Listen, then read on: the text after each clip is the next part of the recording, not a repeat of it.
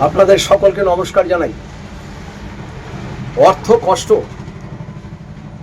চাকরি পাচ্ছেন না, বিবাহে বাধা, প্রেমে বাধা, কোনো বড় জায়গায় লোন নিতে যাচ্ছেন, বড় অ্যামাউন্টের লোন পাচ্ছেন না, চারিদিকে দেনা হয়ে গেছে,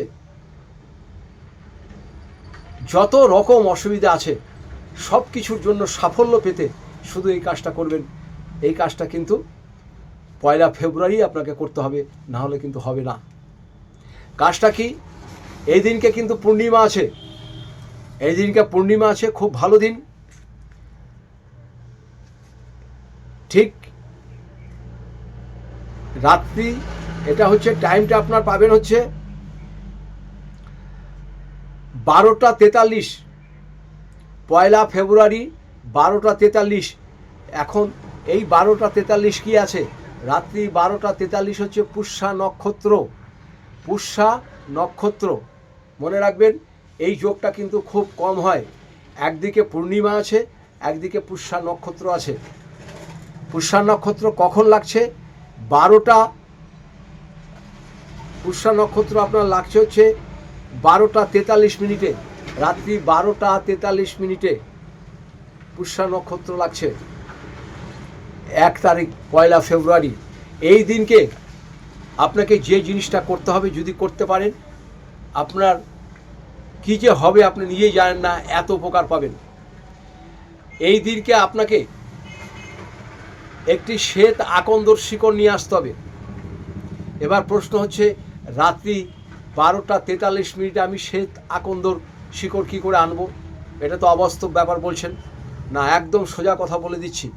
যে কোনো নার্সারিতে যাবেন, নার্সারিতে যেয়ে বলবেন একটা শ্বেত আকন্দ গাছের একটা ছোট্ট চারা নিয়ে আসবেন।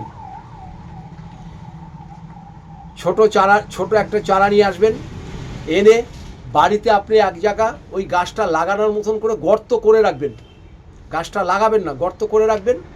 ওর ভিতরে গর্ত যখন করে রাখবেন, ওর মধ্যে একটা খালি 1 টাকার একটা কয়েন আর একটা কড়ি দিয়ে রাখবেন, মানে রেডি করে রাখবেন। আপনি টবেই লাগাবেন বা বড় কোনো, যেটাতে আনলেন একটা প্লাস্টিকের জিনিসে দেবে, এটা একটা বড় টবে লাগাবেন, বা বাড়িতে যদি জায়গা থাকে মাটিতে লাগাবেন। এবার ওই গাছটাকে আপনি সন্ধ্যাবেলা কিংবা কালকে সকালে নিয়ে চলে আসেন, এনে ঠিক রাত্রি 12টা 43 মিনিট যখনই হয়ে যাবে, শুদ্ধ বস্ত্র পরে ওই গাছটাকে মাটিগুলো ছাড়িয়ে নিচের যে শিকড়, একটা শিকড় 1 ইঞ্চি পরিমাণের একটা শিকড় নেবেন, 1 ইঞ্চি পরিমাণ।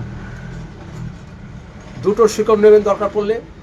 একটা শিকড় আপনার বাড়িতে বা দোকানে রাখবেন, আর একটা শিকড় আপনার ডান হাতের এই রিস্টে পড়বেন, এই রিস্টে সাদা সুতো দিয়ে।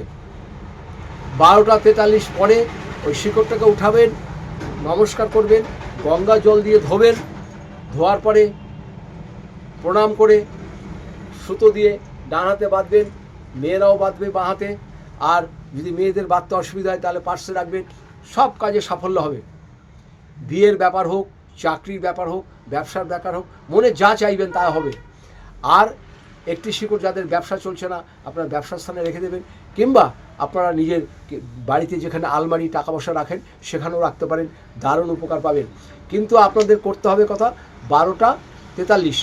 এবার যে জিনিসটা বললাম, যে ওই যে গর্ত খুঁড়ে রেখেছেন, গর্তটাতে কী করবেন? ওই যে গাছের শিকড়টাকে নিলেন, ওই গর্তটার ভিতরে 1 টাকার কয়েন আর একটা কড়ি দেবেন, গাছটাকে ওখানে লাগিয়ে সুন্দর করে মাটি দিয়ে একটু জল দিয়ে একটা ধূপকাঠি দিয়ে দিন, মানে গাছটা যেন বাঁচে। গাছটা বাঁচানোর চেষ্টা করবেন, একটু যত্ন করবেন। আপনার ভাগ্য কী করে পরিবর্তন হয় আপনি নিজেই বুঝতে পারবেন।